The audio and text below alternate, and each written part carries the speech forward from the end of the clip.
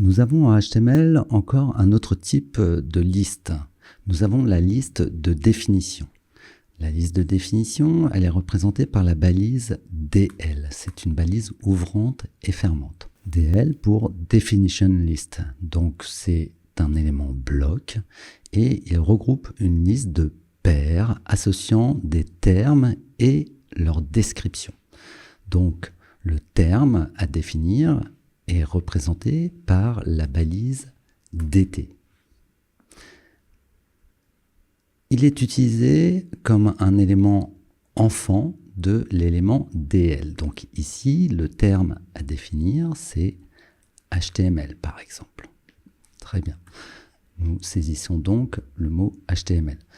Si nous voulons écrire la forme expansée de HTML, de l'acronyme HTML, nous pouvons très bien mettre un deuxième terme à définir qui est donc hypertext markup language. Ça, vous pouvez totalement le faire. Maintenant, si nous voulons mettre la définition de la liste de définition, la balise qu'il va falloir utiliser, c'est une balise DD.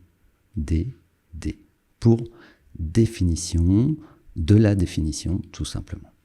Donc ici, on pourrait faire comme dans un dictionnaire, premier sens du terme, pof, et nous mettons, voilà, du texte.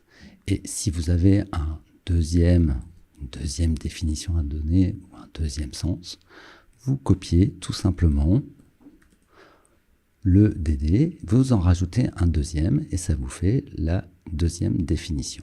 Si nous enregistrons et nous regardons cela dans le navigateur, nous avons donc le premier terme de définition qui est HTML, le deuxième, et puis nous avons les définitions qui se suivent. Si vous désirez avoir des sauts de ligne, rien ne vous empêche de rajouter ici, bien évidemment, des paragraphes, ce qui va donc aérer votre contenu sans difficulté. Vous avez le droit d'ajouter ici des balises pour enrichir votre contenu et le sens des choses à écrire.